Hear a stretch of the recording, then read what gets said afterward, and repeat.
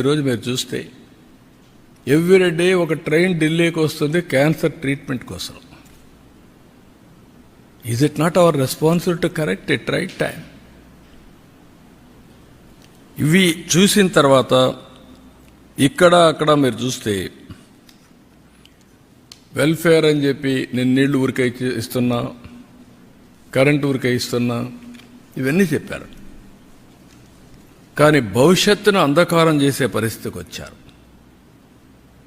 ఇక్కడ కూడా మన రాష్ట్రంలో మీరు చూస్తే అక్కడ కొద్ది టైం తీసుకున్నారు, కానీ మన రాష్ట్రంలో 5 ఏళ్లలోనే బటన్ నొక్కే కార్యక్రమానికి విసుగొచ్చే పరిస్థితికి వచ్చారు. వీళ్ళ అరాచకాలు అద్దులు లేకుండా పోయే పరిస్థితి వచ్చింది. ఎగో ప్రాబ్లమ్స్ కూడా చిన్న పెద్ద లెక్క లేకుండా ఇష్టానుసారంగా మాట్లాడడం, ఆ గర్వం, ఎగో, ఏదో ఎక్కడి నుంచో వచ్చినట్టు ప్రవర్తించడం, ఆ హంబుల్నెస్ లేకుండా పోవడం, ఇవన్నీ జరిగాయి. ఢిల్లీలో జరిగిన liquor is nothing compare to Andhra Pradesh. ఎవరైనా సరే లిక్కర్లో ఇన్వాల్వ్ అయిన వాళ్ళు ఇంతవరకు ఆ ఫ్యామిలీస్ కూడా బాగుపడవు. అంటే అది పాపిస్ట్ డబ్బులు. రెండోది, పేదవాళ్ళ ఆరోగ్యాన్ని సర్వనాశనం చేసి మీరు ఎంజాయ్ చేయడానికి ఎవరిచ్చారు మీకు అధికారం? రూలర్స్కి. మామూలుగానే లిక్కర్ అనేది నేనున్నప్పుడే ఈఎన్ఏ ఎక్స్ట్రా న్యూట్రల్ ఆల్కహాల్ తయారు చేశాను 2 times న్యూట్రలైజ్ చేయడానికి. ఎందుకు? అందులో ఉండే ఇంప్యూరిటీస్ అన్నీ పోవాలి, కొంతవరకు అనేది అవుతుందని. ఇప్పుడు మీరేం చేశారు? రా లిక్కర్ ఇచ్చే పరిస్థితికి వచ్చారు. టోటల్గా ఆ లిక్కర్ తాగితే ఏమవుతుందో తెలియకుండా కిడ్నీస్ ఫెయిల్ కావడం, చాలా సమస్యలు వచ్చాయి. సిస్టాన్ని మొత్తం సర్వనాశనం చేశారు. డిస్టిలరీస్ లాగేసుకొని డిస్ట్రిబ్యూషన్ అంతా వెళ్ళే చేసి సెకండ్స్ అమ్మి ఆడి నుంచి ఎక్కడ చూసినా ఆన్లైన్ పేమెంట్స్ లేకుండా చేసే పరిస్థితికి వచ్చారు. ఇక్కడ మొన్న చూశారు మీరు Rushikonda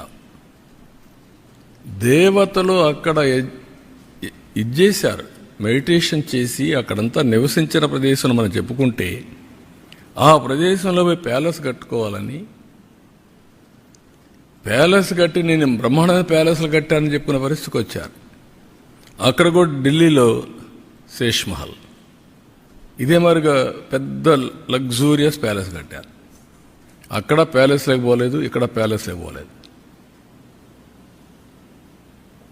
this is where public are very intelligent.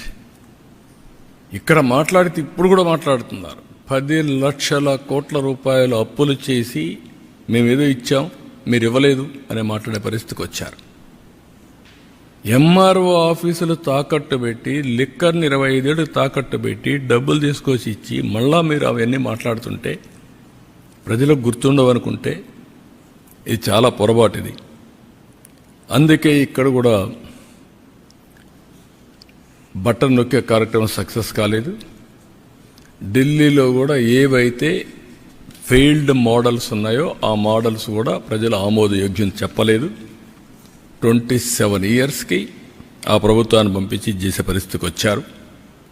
కానీ బాధ ఏంటంటే నేను ముందు ఒక డేటా మీకు చూపించాను. ఈ డేటా ప్రకారం ఏం జరిగింది అని చూస్తే యాస్పిరేషన్స్ ఆఫ్ పీపుల్ టోటల్గా ఆవిరైపోయినాయి. కోరుకున్నారు మాకు సంక్షేమం కావాలి, అభివృద్ధి కావాలి, ఉద్యోగాలు కావాలి అని కోరుకున్నారు. ఓటేసిన పాపానికి వీళ్ళు కాటేసే పరిస్థితికి వచ్చారు. వాళ్ళ భవిష్యత్తునే కాటేసే పరిస్థితికి వచ్చారు. ఇప్పుడు దాంతో ఏమైంది? ఈరోజు వీళ్ళందరి భవిష్యత్తు చూస్తే వాల్యూ ఆఫ్ టైం నిన్న రాదు, 1 సంవత్సరం టైం పోయినాక రాదు.